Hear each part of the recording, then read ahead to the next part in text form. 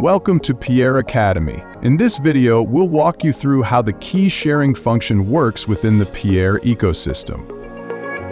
We start by adding a barrel-in display and then we proceed to connect a PIERRE controller.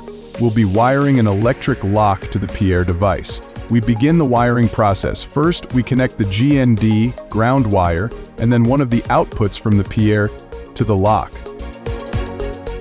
Once connected, we open the partner application to add the lock. We access the controller through the app, and once connected, the controller status indicator turns blue, confirming a successful connection. We go to the Outputs tab, then click on the Add button to create a new output. In this case, we're adding the electric lock and naming it Door. We assign this output to the Academy dashboard, and since we connected the lock to output pin 1, we select pin 1 from the options. After saving, the lock control appears instantly on the dashboard. You can choose the photo thumbnail for the lock output. We can test it. The lock opens perfectly, confirming the system works as intended. Now we switch over to the PIERRE application and head to the Keys section. Here we see the option for key sharing. We tap on it and then select Add New Key. We give this key a name, in our case Apartment.